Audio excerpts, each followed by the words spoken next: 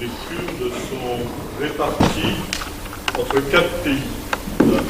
Il y a donc des Kurdes en Syrie, dans ce qu'on appelle la Mésopotamie syrienne.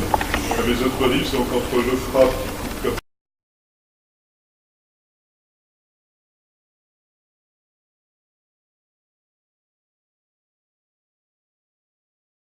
qui coupe de Hassaké, là la ville qui est ici, qui est à la fois content parce que le Daesh avait reculé, quand même, dans la Mésopotamie, et en même temps inquiet parce que les Kurdes de Syrie veulent essayer de kurdifier leur région pour en faire petit à petit une région autonome puis indépendante. On trouve également des Kurdes en Turquie, et vous savez que c'est un gros problème pour le gouvernement turc. Le gouvernement turc est un peu étrange, hein. Je vois des journalistes qui ont pris l'expression islamo-conservateur. Bon, je veux bien, hein. On peut prendre aussi une expression terroriste modérée, enfin, etc. Bon, enfin, vous voyez, en réalité, ce gouvernement est tout de même assez inquiétant. Mais la minorité kurde en Turquie, on dit qu'elle fait autour de 15 millions d'habitants. Donc c'est une très grosse minorité. Donc c'est un très gros problème pour le gouvernement turc. Sans ça, vous avez également des Kurdes en Irak. C'est eux qui ont accueilli donc, les chrétiens qui fuyaient le Daesh à Mossoul et à la plaine de Ninive, et qui sont une région autonome qui essaie de pousser vers l'indépendance. Et puis, il y a encore des Kurdes en Iran. On n'entend pas beaucoup parler. Alors, ce qu'il faut comprendre, c'est qu'entre eux, ce n'est pas toujours l'union parfaite, et que chaque pays qui a des Kurdes chez lui s'entend assez bien avec les Kurdes chez les voisins pour persécuter les Kurdes chez lui. Par exemple, la Turquie, qui est très contre les Kurdes qui sont chez elle, s'entend assez bien avec les Kurdes d'Irak. Voilà. C'est pas simple cette région quand même. Hein. Mon évêque, il a été dur avec moi. Hein.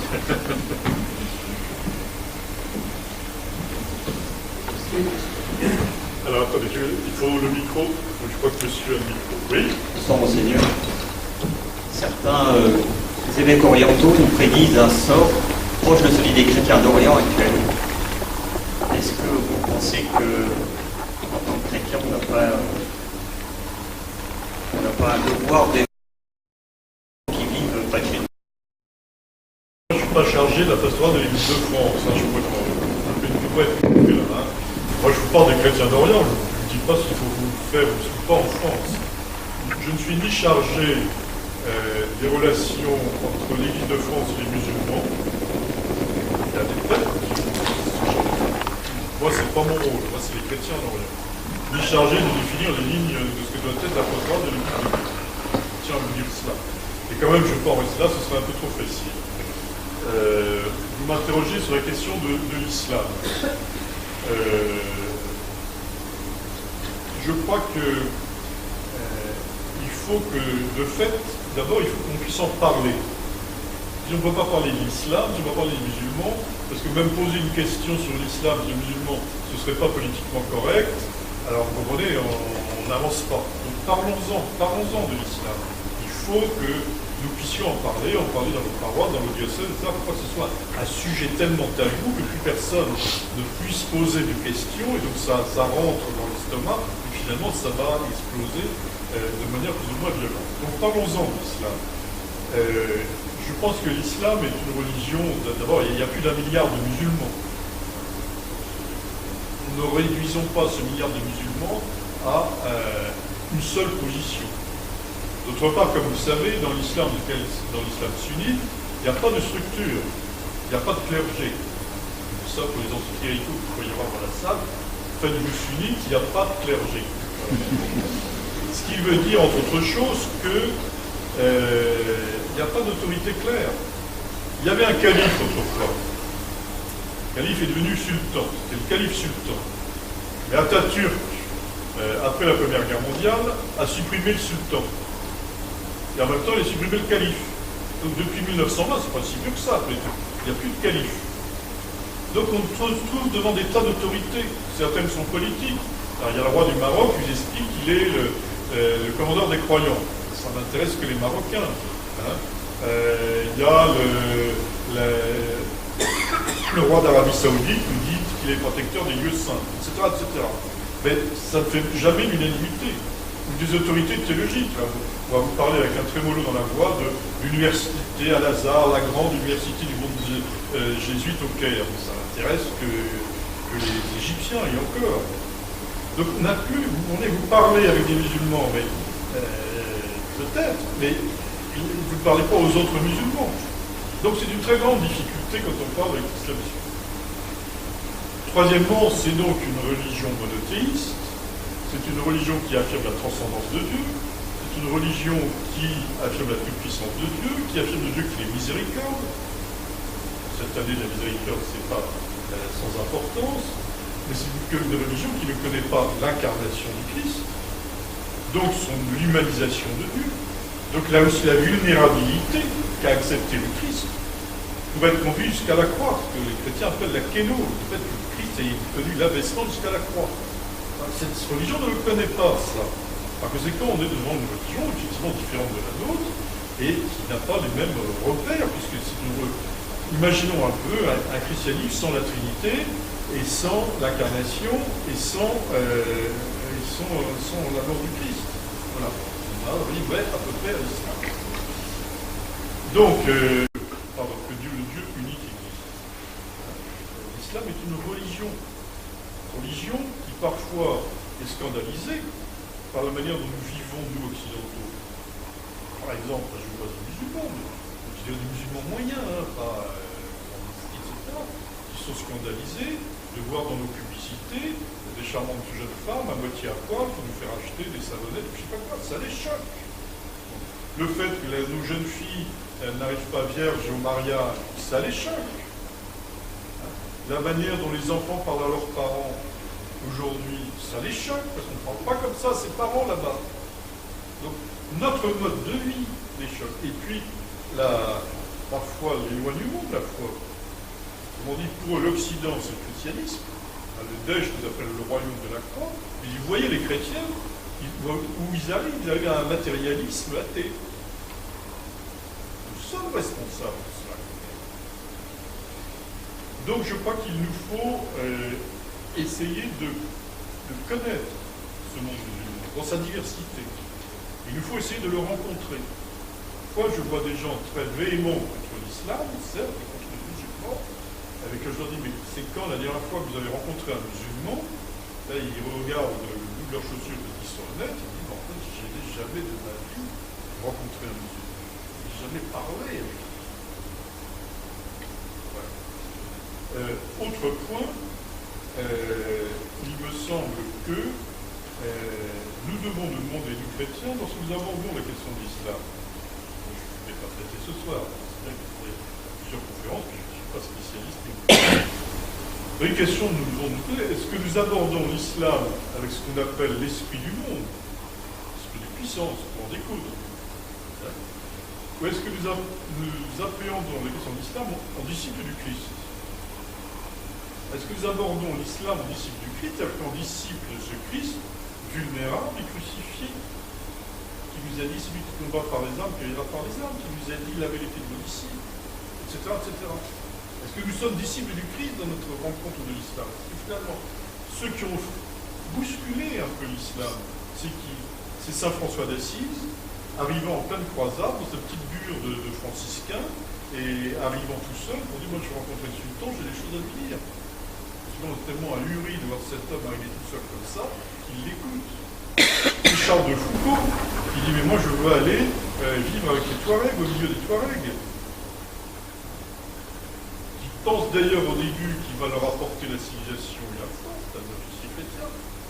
Et puis tout d'un coup, il se rend compte que finalement c'est lui qui a eu besoin d'eux. Il est tombé malade et que sans eux, sans l'aide des Touaregs, il serait mort. Ça a bouleversé le regard de Charles de Foucault sur les Touaregs. Voilà, moi je pense à cela. Alors maintenant, encore une fois, que faut-il faire avec ce monde musulman de France? En France, je ne suis pas sûr qu'on puisse parler d'un islam de France. Quand je vois une mosquée, mon bien cette mosquée elle est algérienne, cette mosquée elle est marocaine, cette mosquée elle est tunisienne. Alors on ne peut pas vous parler d'un islam de France. Je pense qu'il faut pouvoir parler clairement. Parler clairement. Vous voyez, j'ai avoir une réunion comme ça à la mairie de Paris, L'archevêque voulait que j'aille représenter, l'archevêque de Paris, puis finalement il ne veut plus, enfin je ne sais pas comment ça va se finir. Ce qui est clair, c'est que moi si j'y allais, je demandais à toutes les religions qui étaient là, y compris les musulmans, d'agir pour obtenir la libération d'Asia Bibi, qui est condamné à mort pour blasphème au Pakistan. Mais pourquoi est-ce que nous devons avoir peur de demander ces choses-là? Moi je veux bien rencontrer des musulmans, mais si c'est uniquement pour voir du pied à la menthe, ça ne m'intéresse pas. Je veux voir un musulman pour lui dire, moi, ce que je ressens. Autrement dit, arrêtons de nous empêcher de parler, arrêtons de nous culpabiliser et parlons clairement. Voilà, je dis rencontre un musulman, tu es gentil, je veux bien être copain avec toi, mais moi j'ai des frères en Orient qui se font persécuter au nom de l'islam. Alors qu'est-ce que tu fais de cela, toi? Qu'est-ce que tu fais de cela? Est-ce que le recteur de la grande mosquée a fait une fatwa pour condamner le comportement du Daesh vis-à-vis des chrétiens et des yézidis? Oui. Moi, je trouve que nous avons trop peur de nous exprimer. Je crois, si vous voulez, que parfois nous avons manifesté vis-à-vis des musulmans un peu de mépris, mais en même temps de la faiblesse. Et moi, je crois qu'il faut leur manifester du respect, j'ai leur dû à tout homme, et de la fermeté. Nous avons des choses là-dessus, nous avons des principes, et nous devons pouvoir les confronter avec ceux des musulmans. Après ça, vous allez me parler des questions d'immigration. Je suis désolé, je ne suis pas un spécialiste des questions d'immigration. Je vais quand même vous en dire deux mots de ce que je crois. Mais voilà, c'est plus comme citoyen que comme frère. Nous voyons des gens qui fuient vers nous, dans des conditions dramatiques. C'est certains pour des motifs économiques, mais motifs économiques, ça ne veut pas dire que c'est uniquement des motifs de confort. Des motifs économiques, parce que parfois ils crèvent de faim. Ou des motifs politiques, ou des motifs de guerre religieuse. Ils arrivent jusque chez nous, ils traversent la Méditerranée sur des petits bateaux, ils se noient, etc. Ils prennent les routes terrestres, ils crèvent de faim, etc. On ne va pas les laisser mourir à nos portes. Plus souvent parce qu'on est chrétien, mais parce qu'on est homme. On ne va pas les laisser crever à nos portes. Bien sûr, on doit leur porter assistance. Pour moi, il n'y a pas de discussion de ça. Alors après cela, je pense que porter assistance à ces malheureux, c'est une chose. Les intégrer chez nous pour en faire des petits européens, c'est un peu autre chose. Je constate, si vous voulez, que les structures administratives françaises, pratiquement, si un type a ses papiers, ne connaissent qu'une seule procédure, c'est d'en faire à terme un petit français. Donc il faut qu'il parle français, il faut que les enfants aillent à l'école française, il va avoir un travailleur en France, et petit à petit, il aura son carte de séjour d'un an, 5 ans, 10 ans, puis après ça, il aura la citoyenneté française. Autrement dit, n'est pas pensé par notre administration le fait que pour certains d'entre eux qui le désirent peut-être, on peut peut-être leur offrir une hospitalité sur 2, 3, 4 ans en France, et au terme de ce séjour, s'ils le souhaitent, qu'ils puissent rentrer dans leur pays, éventuellement avec un petit pécule qu'ils auront amassé, et construire quelque chose dans leur pays une fois que la crise dans leur pays aura disparu. De toute façon, je pense que tant que les gens ne voient d'autres issues dans leur vie, dans la vie de leur famille, de foutre le camp sur les routes au péril de leur vie, il n'y a plus de bonne solution. La seule vraie solution, c'est que les gens n'aient pas envie de partir de chez eux. Pour ce qui me concerne, de la Syrie et de l'Irak, ça veut dire rapidement neutraliser le Daesh, neutraliser Al-Qaïda, arrêter cette guerre et aider à la reconstruction. Comme ça, les gens resteront chez eux, ou voire retourneront chez eux. C'est la seule solution possible. Mon sentiment. Alors, vous nous avez expliqué ce que l'histoire a mis en place dans toute cette région, entre les différentes factions religieuses. Aujourd'hui, qu'est-ce qu'il en est de toutes ces factions, que ce soit des gréco-chrétiens, des assyriens, des syriens, est-ce qu'il y a vraiment une communauté de pensée, des modes d'action communs, et où chacun essaie de se rester dans son coin et essayer de faire le gros dos en dehors de votre œuvre qui, sans doute, milite pour fédérer un peu toutes ces situations. Alors, il faudrait, pour répondre à votre question, regarder un peu diversement selon les pays. Cas particulier, le Liban. Les chrétiens font encore 40% de la population avec une représentation institutionnelle. Même s'il n'y a pas de président, parce que normalement, vous savez, le président du Liban doit être chrétien maronite même, et c'est bloqué pour le moment. Les maronites vont vous dire c'est bloqué à cause des sunnites et chiites, ils ont raison, c'est bloqué à cause des puissances internationales qui s'y emmêlent, ils ont raison, et ils ne vous diront pas ce que moi je vous dis, c'est aussi un peu à cause des maronites. Je pense que c'est maronites dans la salle, mais voilà, c'est aussi à cause des maronites. Ils se divisent là-dessus. Bref, les chrétiens au Liban ont un rôle institutionnel encore, seul pays du Moyen-Orient où la liberté religieuse est intégrale. La liberté religieuse, c'est pas simplement la liberté de culte qui est respectée partout. Partout il y a des églises, hein, sauf en un seul pays, l'Arabie Saoudite. Il y a 2 millions de chrétiens en Arabie Saoudite. Je me permets de rappeler que la liberté de culte fait partie de la Charte des Nations Unies. L'Arabie Saoudite fait partie des Nations Unies, jusqu'à preuve du contraire. Donc, on devrait l'obliger à construire des lieux de culte pour les chrétiens. Sans ça, il y a des lieux de culte partout. Oui, à propos des Nations Unies, vous avez vu la bonne nouvelle, hein, la Corée du Nord a quitté le Conseil de l'ONU pour les droits de l'homme. La Corée du Nord faisait partie du Conseil de l'ONU pour les droits de l'homme. Il a décidé de donc, le Liban est le seul pays où il y a non seulement la liberté de culte, mais la liberté religieuse. Ce qui fait qu'on a le droit de choisir sa religion, parce que sans ça, c'est la religion du père qui est inscrite sur notre carte d'identité. Vous naissez chrétien, vous naissez musulman, etc. Et ça vaut évidemment pas à toutes les discriminations. Donc c'est le seul pays où on peut choisir sa religion, choisir de ne pas en avoir ou choisir d'en changer. Quand on a un musulman qui veut devenir chrétien, ce qui arrive de plus en plus fréquemment, là on est obligé de l'envoyer au Liban, parce que pour ça, il y a ce que ça prouve. Bon. En Égypte, les chrétiens, ça fait 10 millions de fidèles.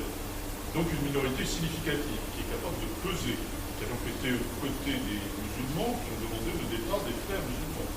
Il n'aurait pas suffi, il ne suffisait pas qu'il y ait les chrétiens. Il y avait une immense majorité de musulmans qui demandaient le départ des frères musulmans, ça ne se serait pas fait.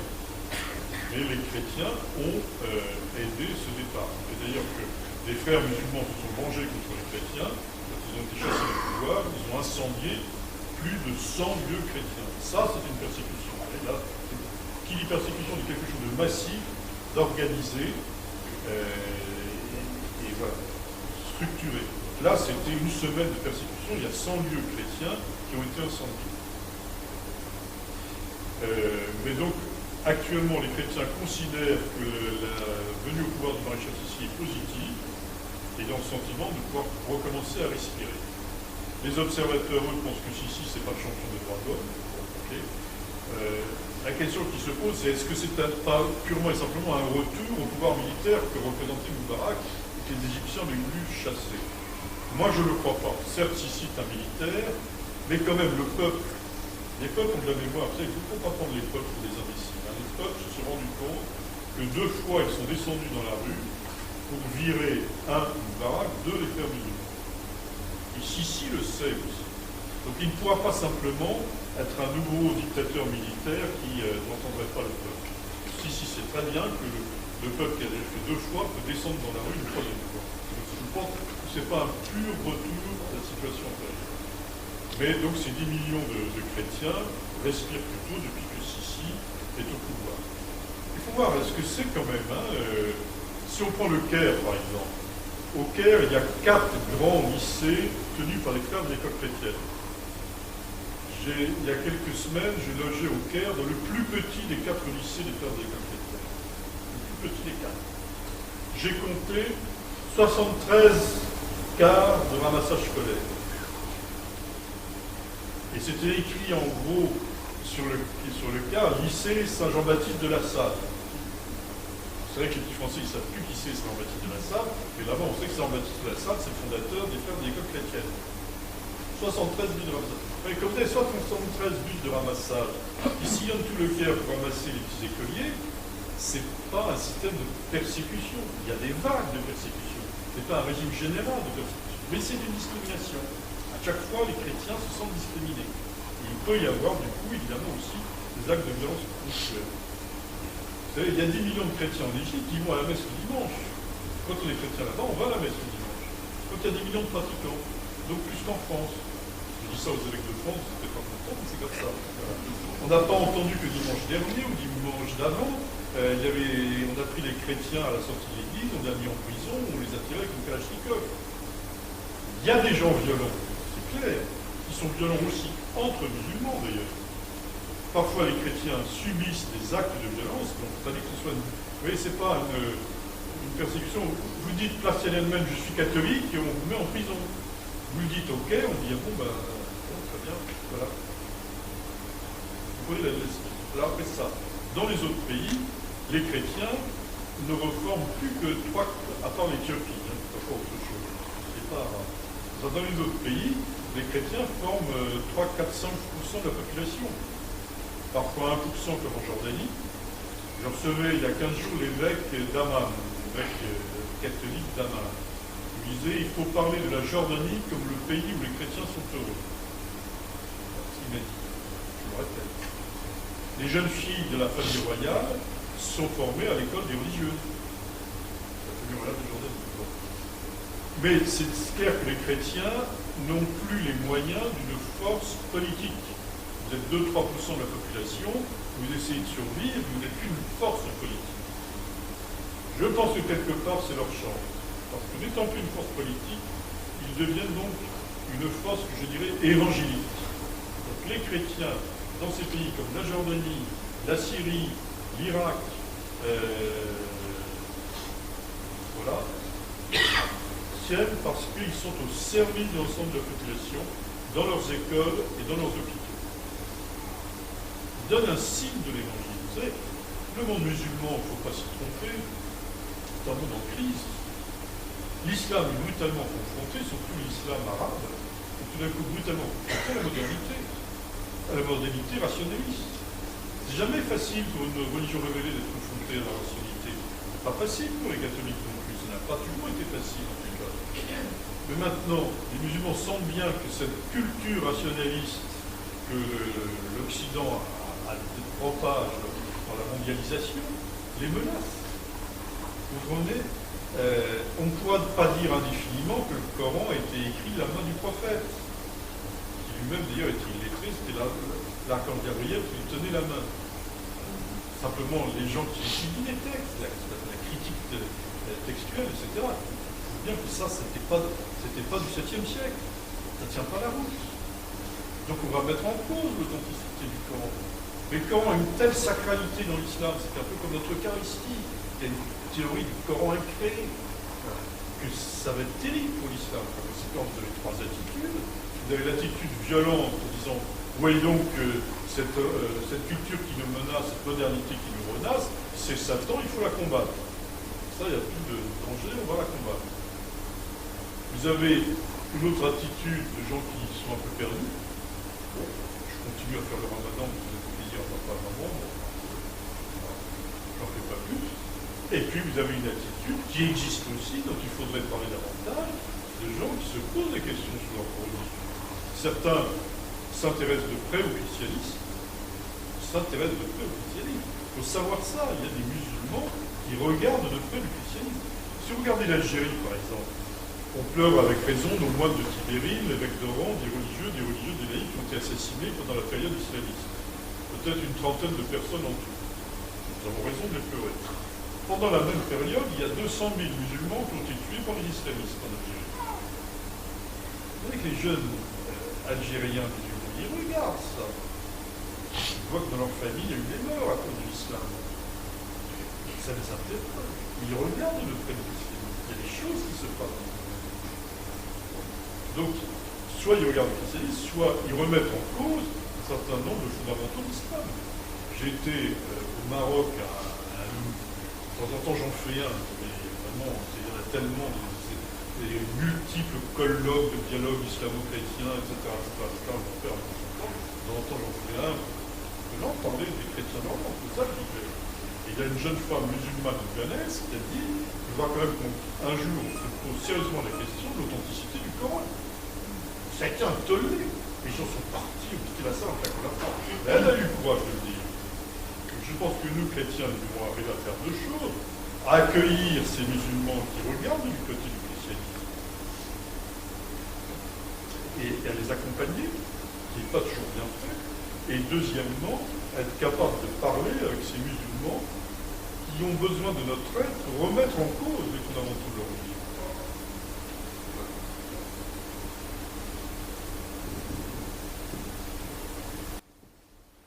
Oui, tout à l'heure, vous avez parlé de la Cappadoce, en Turquie. Que pensez-vous d'Erdogan? Que pensez-vous de, d'abord, la Cappadoce, qui était occupée à l'époque des chrétiens, il y a eu un génocide en Cappadoce. Vous m'entendez? Un peu, oui. Excusez-moi, vous voulez que je parle plus fort? Non, mettez votre micro un peu moins loin de votre bouche. Un peu moins près? Un peu moins près. Oui, allez-y. Oui, je reviens, je vous repose une question sur la Cappadoce. Vous m'entendez? Oui.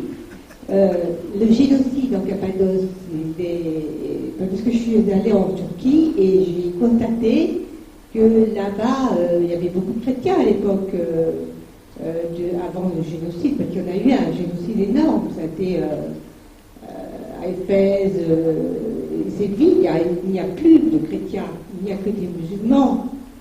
Je n'ai pas vu de chrétiens. Maintenant, est-ce que Erdogan va continuer je ne sais pas, je pose la question parce que pour les chrétiens en Turquie, ils ne sont pas comme... Est-ce que le chrétien est accueilli en Turquie comme il se doit? Okay. Alors, je crois que je vous ai dit ce que je pensais d'Erdogan, qui n'était pas dans l'enthousiasme débordant, j'en ai parlé. Alors maintenant, bien évidemment, en Turquie, il y a eu un génocide, c'est clair. Il y a eu un génocide. Des centaines de milliers de chrétiens qui ont été assassinés parce qu'ils étaient chrétiens. Le plus grand nombre étaient les Arméniens. Il n'y avait pas eu que les Arméniens qui ont été assassinés. Il y a eu aussi des Assyrio-Chaldéens, de terre. Il y a eu aussi des Syriaques. Pas simplement en Cappadoce, effectivement, mais dans l'ensemble de la Turquie. Oui, il y a eu un génocide avec des centaines de milliers de chrétiens qui ont été tués. Donc évidemment, il y a très peu de chrétiens aujourd'hui en Turquie. Un certain nombre d'ailleurs de chrétiens qui fuyaient le génocide, que la Turquie, comme vous savez, refuse toujours de reconnaître, ont fini par arriver en Syrie et en Irak, où il faut savoir que les Arabes les ont accueillis. Ces pauvres populations étaient complètement épuisées. Elles couraient contre l'envahisseur, qui les poursuivait, et ils ont fini par être accueillis en Syrie et en Irak. C'est pour ça que qu'il y a un évêque arménien à Alep, par exemple. Il y avait un monument aux morts arménien dans la ville de Derezor, une ville de Syrie, actuellement aux mains du Daesh, qui a fait exploser ce monument aux morts. Oui, bien sûr, il y a eu un génocide en Turquie, c'est clair. C'est clair aujourd'hui que la situation des chrétiens n'est toujours pas acceptable. Il y a un espèce de nationalisme turc. Tout ce qui n'est pas turc est rejeté. Donc il y a, comme vous savez, le patriarche de Constantinople. Les Turcs ne veulent plus qu'il s'appelle patriarche œcuménique. C'est son titre, patriarche œcuménique. Il dit donc vous êtes le patriarche turc. Etc. L'Église catholique romaine, l'Église catholique, n'a pas de statut juridique en Turquie. Donc, qu'est-ce que nous faisons? D'abord, nous nous battons, ça peut paraître dérisoire devant la situation des personnes, nous essayons de nous battre pour sauvegarder le patrimoine chrétien. C'est-à-dire qu'il y a des églises, notamment dans l'est, l'extrême est de la Turquie, qui est une région où les touristes occidentaux ne sont pas beaucoup, sauf des gars un peu étranges comme moi, où on voit des églises du 5e, 6e siècle qui sont en train de tomber en ruine, qui servent de granges et d'étables. Donc on veut essayer de sauver ce patrimoine. Deuxièmement, la Turquie fait partie de ce qu'on appelle le Conseil de l'Europe. Pas l'Union européenne, mais le Conseil des 40, dans lequel fait aussi partie la Russie, qui a son siège à Strasbourg. Nous essayons de faire remonter au Conseil de l'Europe la situation des chrétiens en Turquie. Troisièmement, lorsque les églises sont restaurées, le gouvernement turc a tendance tout de suite à en faire des musées. Nous battons pour que les églises restaurées restent des lieux de culte, ce n'est pas simplement des musées. Et puis, il y a très léger, mouvement de chrétiens qui veulent retourner au Turquie. Je reconnais que c'est très léger. À peine quelques centaines. Autrement dit, des gens qui savent que leur famille est venue de tel village. Je vous ai dit que le patriarche chaldéen venait consacrer dans la banlieue de Paris, à Arnouville, une nouvelle église chaldéenne. C'est quand même une communauté qui vient de Turquie, qui a quitté la Turquie dans les années 70-80, qui a envoyé des émissaires un peu partout en disant où est-ce qu'on pouvait aller. Il y a un émissaire qui est venu en France, qui est allé à Sarcelles. Vous allez voir le maire de Sarcelles. À l'époque, le maire de Sarcelles, c'était M. Dominique Strauss-Kahn. Il dit voilà, nous, les Chaldéens, on voudrait venir en Sarcelles. Alors, on leur a dit ah bon, vous êtes musulmans? On dit non, on est chrétiens. Ah bon, ben, vous n'êtes pas catholiques quand même. Mais si, on est catholiques, on est Chaldéens, mais catholiques. Donc, comme on était accueillis à Sarcelles, on a construit une très belle église à Sarcelles, qui était très chère. Maintenant, on construit une deuxième église, près de Sarcelles, à Arnouville, que le patriarche chaldéen va venir consacrer dimanche prochain. Ce sera un bon moment. Il y a à peu près 15 000 fidèles dans cette ville de Sarcelles et d'Arnouville, chaldéens, et c'est important, c'est un lieu important. Alors j'ai demandé au curé, mais comment vous êtes venu dans les années 70-80 et pourquoi vous n'avez pas été génocidé comme tout le monde en 1915? Vous connaissez bien, même sur ces sujets aussi graves. Bien entendu, c'est très simple. En Turquie, on était considérés comme les esclaves par le seigneur kurde. Il est pris dans la montagne, il descendait au village, il disait toi tu vas travailler à ma ville, toi tu vas travailler dans mon champ, toi tu vas travailler dans ma maison. Et il ne payait pas, on était comme ses esclaves. Donc quand il y a eu le génocide en 1915, il a dit ah non, ceux-là vous ne les tuez pas, j'en ai besoin, c'est des esclaves de la force de travail. Grâce à cela, ils sont restés en Turquie. Mais dans les années 60, 70, 80, ils étaient pris entre d'un côté l'armée turque et de l'autre côté le PKK, qui est le parti communiste kurde qui est en guerre contre l'armée turque. Et chacun des deux camps accusait ces pauvres Chaldéens qui étaient au milieu d'être près du camp avec le camp d'en face. Et à un moment où ils ont eu ras-le-bol, ils ont dit ça suffit, on s'en va. Ils sont arrivés à Sarcelles. C'est incroyable comme histoire. Hein. Et je vois un certain nombre de jeunes qui sont retournés en Turquie pour voir le village des grands-parents et qui sont en train de dire attendez, cette terre est à nous. C'était notre maison, c'était notre champ. Et je suis d'accord avec vous que la situation des chrétiens en Turquie est tout à fait regrettable. Maintenant, moi je regarde aussi ce qu'il y a. Vous êtes allé à Éphèse, vous avez pu voir un sanctuaire à Éphèse. Vous n'avez pas vu le sanctuaire, c'est dommage, je vous l'ai dit. Il y a un grand sanctuaire de la Mère de Dieu à Éphèse. Il y a des milliers de chrétiens qui viennent en pèlerinage. Et il y a aussi des musulmans. Ils viennent, ça les marque l'idée de cette. Vous savez, il y a une des théories qui veut que Marie était à Éphèse. Et bien, ça marque les musulmans qui viennent en pèlerinage aussi à Éphèse. Vous voyez des chrétiens comme à Istanbul, il y a quand même des églises, il y a des évêques à Istanbul, il y a des écoles catholiques à Istanbul.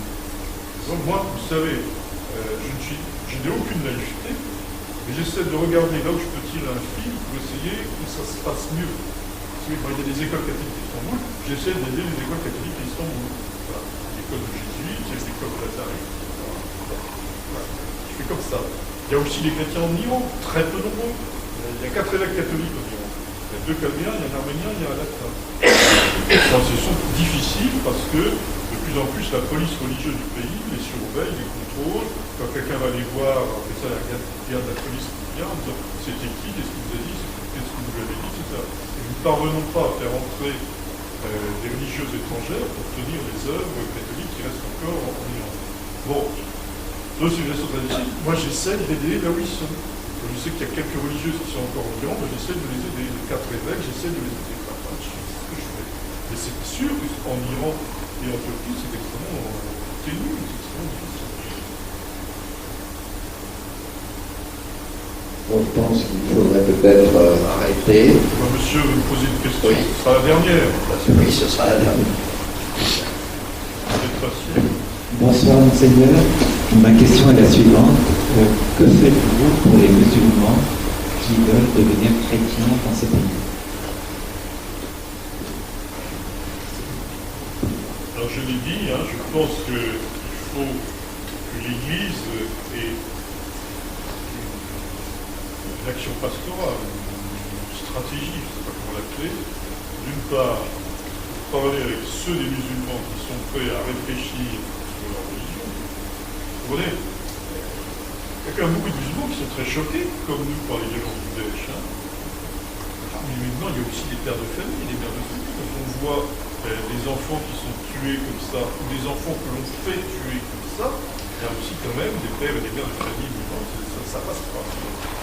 Donc, d'une part, parler avec ceux des musulmans qui sont prêts à remettre en cause un certain fondamentalisme dans l'islam, et d'autre part, accueillir ceux qui ont envie de devenir chrétiens. Alors, ce n'est pas notre action. Encore une fois, nous, on assiste les communautés chrétiennes à l'Orient. Je ne suis pas l'évêque du Moyen-Orient, je suis pas autorité.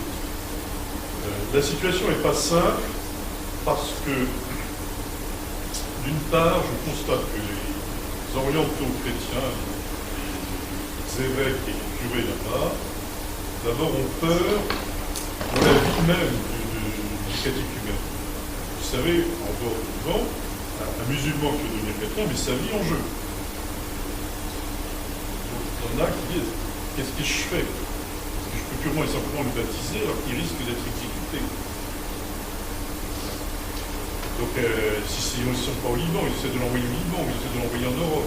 Enfin, il y a ce souci de la sécurité pour le musulman chrétien. Deuxièmement, il y a la peur de se laisser piéger. Vous savez, c'est interdit pour un chrétien d'essayer d'évangéliser un musulman. Donc ils ont peur que ce soit des musulmans qui font cette démarche, pour après ça les dénoncer comme ayant voulu les convertir. Non seulement ça mettrait la vie des chrétiens en danger, mais ça mettrait l'avenir de la communauté chrétienne en danger. Donc il y a des gens, il y a des responsables qui sont très prudents. Ceci dit, il y a des musulmans qui reçoivent le baptême. Moi, je ne peux pas dire ça trop sur la place publique, parce que c'est pas un jour, je peux bien le dire. Il y a des musulmans qui reçoivent le baptême. Voilà. Vous avez sans doute lu le livre de l'ami Joseph, Le prix à payer.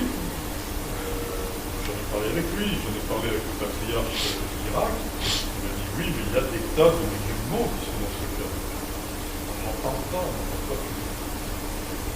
Alors c'est vrai que du coup, il y a des musulmans qui ont eux aussi un peu peur d'aller voir les chrétiens. Ils aimeraient devenir chrétiens, mais qui ont un peu peur. Je vous le répéterai pas, mais il y a un membre du ministère des Affaires étrangères, du ministère des Affaires étrangères, un ambassadeur, qui est venu me voir, je ne savais pas trop ce qu'il voulait. Il m'a dit, écoutez, voilà mon père, moi je connais 15 musulmans en Irak qui ont envie d'être baptisés. Je suis moi-même chrétien, qu'est-ce qu'on leur dit? Donc moi c'est à moi qui vais les baptiser, je n'ai pas de responsabilité pastorale en Irak, mais je vais donc, puisque le patriarche vient, je vais en parler avec lui. Si je le sens trop réticent, je répondrai que les chrétiens, je ne sais pas, aillent en Turquie, ou je ne sais pas où, les baptisés en cachette, mais ça me fait mal pour eux. Je suis prêtre, ça ne va pas échapper. Ça me fait mal quand on renonce au baptême. Je pense peut-être encore un point, il faudrait qu'on ait plus d'instruments pédagogiques pour expliquer la foi chrétienne aux musulmans. Je pense qu'il y a... J'avais engueulé le prêtre, le confrère responsable de relations avec l'islam, en disant, mais écoute, tu devrais mettre au point des fiches pédagogiques pour les musulmans qui demandent le baptême, tu t'en occupes jamais. Il m'a éclaté les rondés parce qu'il était gentil, il m'a sorti les fiches en me disant, mais voilà, c'est pas ma faute si tu les connais pas. Donc avant de penser que nous ne faisons rien, renseignez-vous. Mais c'est vrai que c'est pas tout ça. Mais c'est une vraie question, il ne faut pas la laisser tomber cette question. Mais renseignons-nous sur ce sujet. Moi, dans ma paroisse à Paris, j'ai été 18 ans curé de Paris, tous les ans il y avait un musulman qui recevait le baptême. Donc voilà, il y a des choses qui se font. Ne croyons pas que rien ne se fait, mais c'est vrai qu'on pourrait sans doute faire plus, faire mieux. Vous savez, il y a aussi, je vais m'arrêter là-dessus, dans la plupart des diocèses, il y a un prêtre qui est responsable des relations avec l'islam. évêque nomme un prêtre chargé des relations avec l'islam dans le diocèse. Et ce prêtre, évidemment, comprend sa mission comme essayer d'avoir de bonnes relations avec les musulmans. Donc il va prendre le thé à la menthe avec le responsable musulman. Au moment du ramadan, il envoie à l'ouverture du jeûne du ramadan, donc que l'évêque est désolé de ne pas être là, mais qu'il a chargé de dire combien il pensait à eux, etc. Bon, enfin, il y a des trucs comme ça. C'est important qu'on ait des bonnes relations. C'est mieux que de se jeter des pierres. Mais du coup, il y a deux autres fonctions qui ne sont pas faites, moins bien faites. Dénoncer quand l'islam commet des exactions. Donc moi, je redis, je dénonce fortement la condamnation à mort d'Asia Bibi au Pakistan. Si le dialogue avec les musulmans m'empêche de dénoncer ça, il y a quelque chose qui ne va pas. Et deuxième chose que nous faisons pas suffisamment, c'est cette question d'accueil de catéchumènes qui viennent de l'islam. Je pense que c'est très difficile pour le même prêtre, l'après-midi, de prendre le thé à la menthe avec l'imam local pour lui dire combien on pense à eux, etc. Le soir, de recevoir des catéchumènes qui viennent de l'islam, et le lendemain de faire un communiqué parce qu'il y a des musulmans qui ont égorgé des chrétiens. C'est difficile de faire les trois pour le même homme. Donc je pense qu'il y a aussi ce petit problème institutionnel dans notre Église, dont j'essaie d'avoir parlé aux évêques.